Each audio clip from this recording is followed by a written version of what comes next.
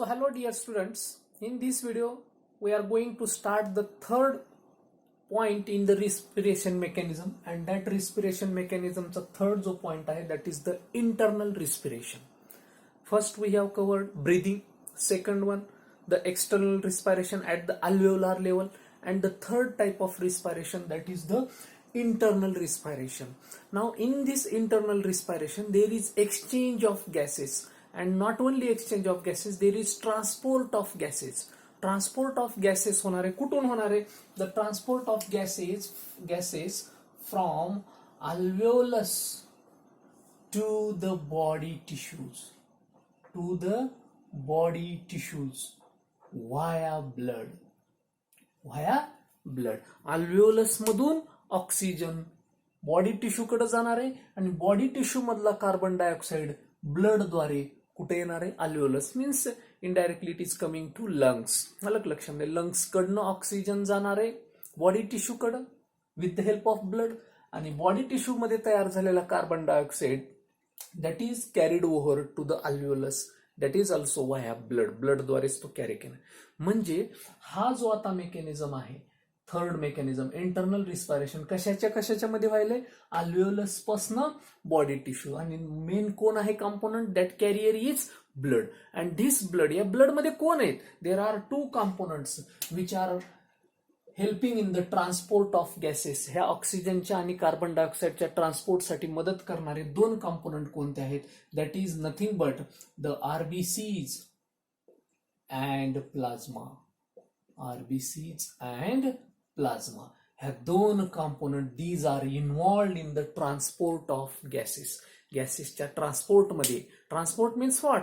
The transport means nothing but carrying something from one place to another place. Carrying something from one place to another place. आणि म्हणून ह्या transport of गॅसेससाठी रक्तामधले कोणते दोन घटक? तर blood मधले हे दोन घटक अतिशय महत्वाची भूमिका बजावणार आहेत. एक आहे प्लाझ्मा आणि दुसरा आहे RBCs. And in the RBCs, the main important pigment is present, and that pigment is hemoglobin. What is that pigment? Hemoglobin pigment is present in the RBCs, red blood cells which are present in the blood. Now, the first we shall start the transport of oxygen, how oxygen is transported, and then we shall move toward the transport of carbon dioxide. Now the transport of oxygen, ऑक्सिजनचा जो transport आहे that is carried with the help of hemoglobin. What is that component? Hemoglobin. This hemoglobin is a protein. It is a protein. It is a iron containing protein. या hemoglobin मध्ये काय आहे? Iron containing protein. एक ह्याच्यात काय आहे? सेंटरला iron आहे. जर हिमोग्लोबिनचा जर मॉलिक्यूल बघितला, सो हाऊ इट इज हिमोग्लोबिनचा मॉलिक्यूल बघ.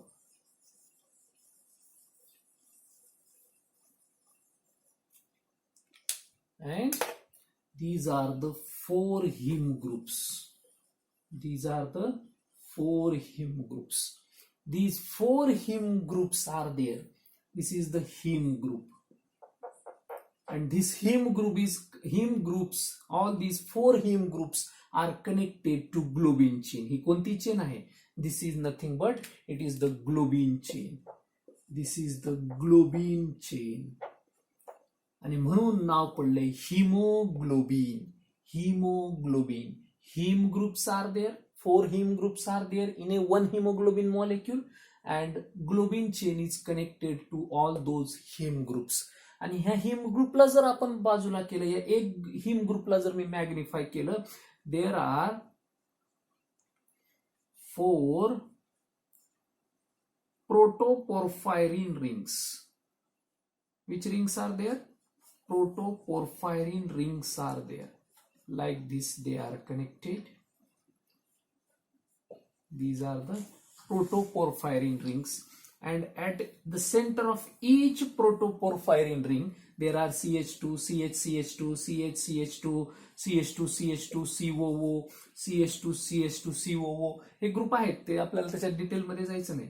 At the center of each heme group there is a iron ion, Fe2+ ion. फार महत्वाचा कन्सेप्ट आहे बघा. at the center of each heme group there is presence of Fe2 plus ion and one Fe2 plus ion joined to one O2 molecule. एक Fe2 plus ion एका O2 मॉलिक्यूलला bind करतो. मग असे किती हिम ग्रुप आहेत एका हिमोग्लोबिन मॉलिक्यूल मध्ये? 4 हिम group आहेत. मग एक हिम ग्रुप मधला एक iron Fe2 plus ion ferrous ion जर एका ऑक्सिजनला जर बाइंड होत असेल तर टोटल 4 हिम ग्रुप मधले 4 आयर्न किती ऑक्सिजनला बाइंड करतात? 4 ऑक्सिजन मॉलिक्यूलला बाइंड करतात. म्हणून a single haemoglobin molecule combines with 4 oxygen molecule. कारण एका हिमोग्लोबिन मॉलिक्यूल मध्ये 4 हिम ग्रुप आहेत. एका हिम ग्रुप मध्ये एक Fe2 प्लस आहे. एक Fe2 प्लस एका ऑक्सिजनला 4 हिम ग्रुप मधले 4 Fe2 प्लस 4 ऑक्सिजनला म्हणजेच एका हिमोग्लोबिन मॉलिक्यूल कंबाईन होतो कुणाबरोबर? 4 ऑक्सिजन मॉलिक्यूल बरोबर. Now how this process is occurring, नेमकी कशी व्हायली ही process? Now this iron containing pigment that is haemoglobin combines with this hemoglobin combines with 4 oxygen molecule to form oxyhemoglobin. This is not the correct representation according to chemical point of view, but just for your knowledge, hemoglobin combines with 4 oxygen molecule to form oxyhemoglobin. And this oxyhemoglobin molecule is carried over. कसं बघा, if suppose this is the alveolus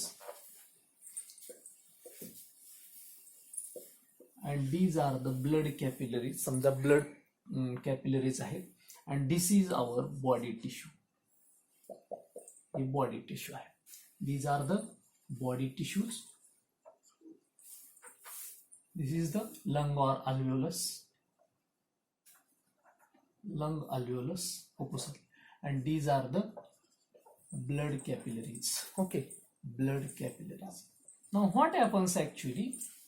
The pressure of the oxygen plays a very important role. Pressure of carbon dioxide plays a very important role for the combination of oxygen with hemoglobin.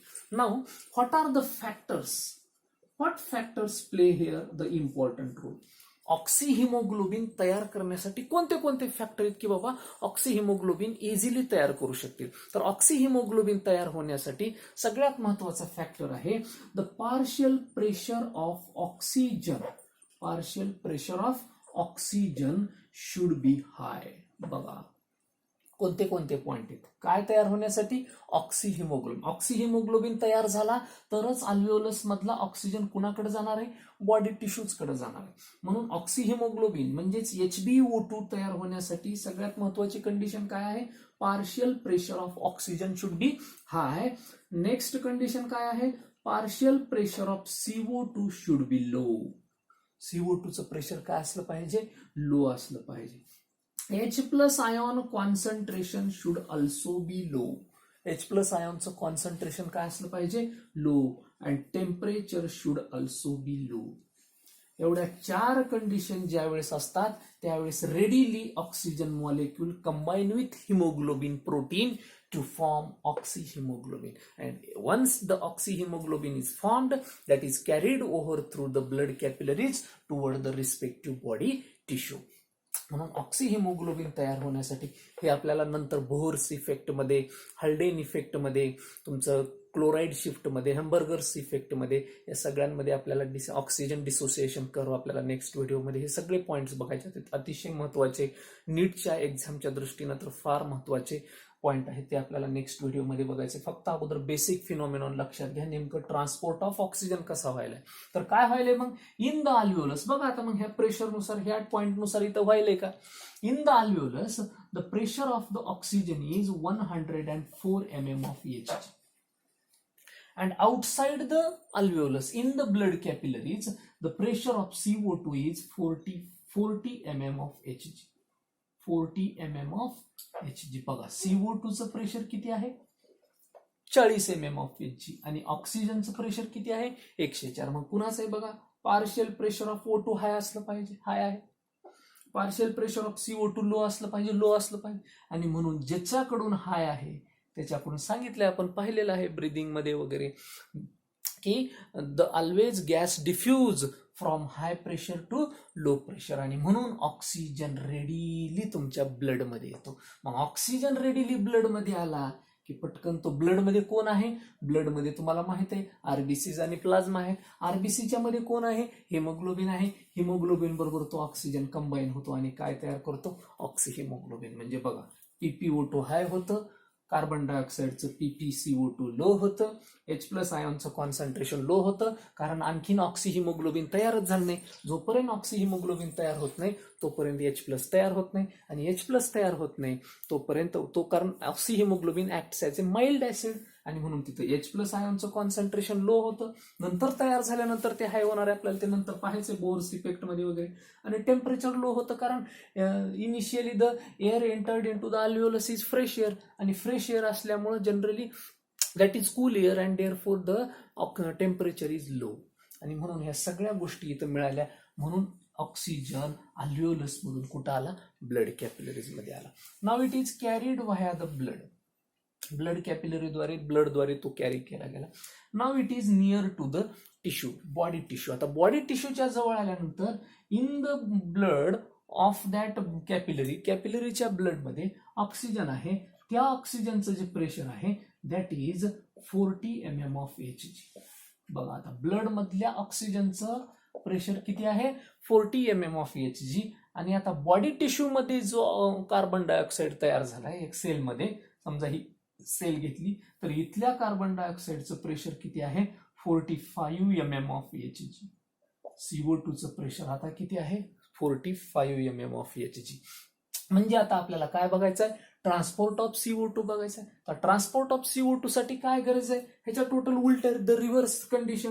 तिथं काय असलं पाहिजे, partial pressure of CO2 should be high and partial pressure of O2 should be low. आणि बघा तेच झाले, CO2चं pressure त्या sale मधलं किती आहे, 45 mm ऑफ Hg, आणि ऑक्सिजनचं किती आहे outside the cell that is 40. म्हणजे हे मधलं जास्त, हे बाहेरचं कमी. And therefore carbon dioxide readily comes out of the blood, that a cell, and therefore that hemoglobin now combines with carbon dioxide, परत इथं 4CO2 molecule to form Hb 4CO2, and this formed molecule is called carbaminohemoglobin. carbaminohemoglobin म्हणजे असा एक पद्धतीनं. पण आता आपल्याला इथे सगळ्यात महत्वाचा पॉइंट जो ट्रान्सपोर्ट ऑफ ऑक्सिजन आणि ट्रान्सपोर्ट ऑफ CO2 मध्ये बघायचा आहे, तो काय आहे बघा. सगळ्यात महत्वाचा, in the transport of oxygen and transport of CO2, ऑक्सिजनच्या ट्रान्सपोर्ट मध्ये आणि CO2च्या ट्रान्सपोर्ट मध्ये काय काय, कोणते कोणते मॉलिक्यूल लो प्रेशर आपलं प्ले करायलेत, कोणता रोल प्ले करायलेत बघा. द 3% ऑक्सिजन, किती म्हणतोय मी, 3% oxygen is carried from the alveolus to the body tissues in the dissolved form. बघा, टोटल ऑक्सिजनच्या फक्त किती टक्के ऑक्सिजन, 3% ऑक्सिजन हे कशाच्या रूपात, डिझॉल्व्ड कंडिशन. कुणामध्ये डिझॉल्व्ह होतो, तो प्लाझ्मामध्ये. प्लाझ्मामध्ये डिझॉल्व्ह होऊन अल्व्हिओलस मधला ऑक्सिजन प्लाझ्मामध्ये डिझॉल्व्ह होऊन बॉडी टिश्यूकडे पोहोचवण्यात फक्त किती टक्के ऑक्सिजन पास केला जातो, 3% oxygen is passed. And rest of the 97%, बघा राहिलेला 97% oxygen that is passed from alveolus to body tissue with the help of haemoglobin. म्हणजे बघा, हिमोग्लोबिन हा मेजर ऑक्सिजन कॅरियर आहे. म्हणून आपण जास्तीत जास्त डिस्कशन कुणावर करायलो, हिमोग्लोबिन. कारण डिझॉल्व्ड कंडिशन मध्ये that is the easy condition. Dissolved condition मध्ये फक्त ऑक्सिजन अल्व्हिओलस कडून बॉडी टिश्यूज कडे किती टक्के चाललाय, 3%. पण सगळ्यात मेजर ऑक्सिजन अल्व्हिओलस मधून बॉडी टिश्यू कडे नेण्याचं काम कोण करायलंय, तुमचा हिमोग्लोबिन करायला. हे झालं ऑक्सिजनच्या बाबतीत. आता कार्बन डायऑक्साईडचा जर आपण थोडासा डाटा बघितला तर 25% ऑफ कार्बन डायऑक्साईड आता इथून इकडे न्यायचं अल्व्हिओलस कडे. आता हा अल्व्हिओलस कडे, कारण इथं प्रेशर जास्त आहे. 25% of carbon dioxide is carried with the help of RBCs म्हणजेच हिमोग्लोबिन. म्हणजे बघा 97% ऑक्सिजन कॅरी कोण करत होता? हिमोग्लोबिन करत होता. कुठून? अल्व्हेओलस कडून बॉडी टिश्यू कडे. पण कार्बन डायऑक्साईड किती टक्के? हिमोग्लोबिन फक्त 25% कार्बन डायऑक्साईड बॉडी टिश्यू कडून अल्व्हेओलस कडे पास करायला. ट्रान्सपोर्ट फक्त किती टक्के ऑक्सिजनचा कार्बन डायऑक्साईडचा करायला? 25% कार्बन डायऑक्साईड हिमोग्लोबिन ट्रान्सपोर्ट करायला.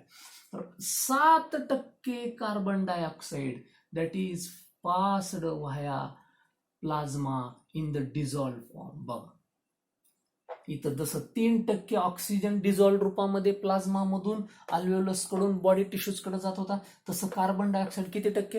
7% कार्बन डायऑक्साईड हे डिझॉल्व कंडिशन मध्ये बॉडी टिश्यू कडून अल्व्हेओलस कडे चाललाय. 7%. And remaining near about 70%. म्हणजेच आपण इथं आता एक्झॅक्ट जर घेतला 68% of carbon dioxide is carried from body tissue to the alveolus in the form of bicarbonate ions. फार महत्वाचा हा वेगळा पदार्थ आहे बायकार्बोनेट. म्हणजे आता आपण इथं पाहिलं हे फॉर्मेशन ऑफ कार्बॅमिनो हिमोग्लोबिन. जसा इथं ऑक्सी हिमोग्लोबिन तयार केला तो 97% करत होता का? पण इथं हिमोग्लोबिन बरोबर तुमचा कार्बन डायऑक्साईड कंबाईन व्हायलाय, पण हा फक्त किती टक्के ऑक्सिजन कार्बन डायऑक्साईड न्यायलाय बॉडी टिश्यू कडून अल्व्हेओलस कडे? फक्त 25%. म्हणजे मेजर कोण आहे इथं? Major carbon dioxide is transported from body tissue to alveolus is in the form of bicarbonate ion. Now what is how that is formed? The bicarbonate ion is formed when carbon dioxide combines with water to form H2CO3, carbonic acid. And this carbonic acid is formed from carbon dioxide and water with the help of enzyme carbonic anhydrase. कोणत्या एन्झाईमच्या presence मध्ये ही reaction होईल? Carbonic अनहायड्रेज. and this carbonic anhydrase enzyme is present in the RBCs. कुठं असतं? Red blood sale मध्ये हे carbonic अनहायड्रेज नावाचं enzyme असतं. तो काय करतो? इथला कार्बन डायऑक्साईड स्वतःमध्ये घेतो, स्वतःमधल्या वॉटरमध्ये तो कार्बन डायऑक्साईडची रिएक्शन करतो in presence of carbonic anhydrase enzyme to form carbonic acid. and this carbonic acid then converts into HCO3 minus ion, carbonate ion. This is the bicarbonate ion. By कशामुळे? H मुळे. Bicarbonate ion and H plus. बघा proton is form. हा प्रोटॉनचा काय role आहे? बायकार्बोनेटचा काय role आहे? तो आपल्याला oxygen dissociation curve, Bohr effect, Haldane effect बघत असताना डिटेलमध्ये नेक्स्ट व्हिडिओमध्ये बघायचं. Now this bicarbonate ion, this total all these two reactions are reversible. आता हा कार्बन डायऑक्साईड वॉटर बरोबर कंबाईन झाला, कार्बोनिक ऍसिडचं रूपांतर बायकार्बोनेट मध्ये आणि प्रोटॉन इथं रिलीज झाले. आता ह्या ब्लड मधला कार्बन डायऑक्साईड याच्या रूपामध्ये इकडे यायला अल्व्हेओलसकडे आला की ही रिएक्शन रिव्हर्स होते.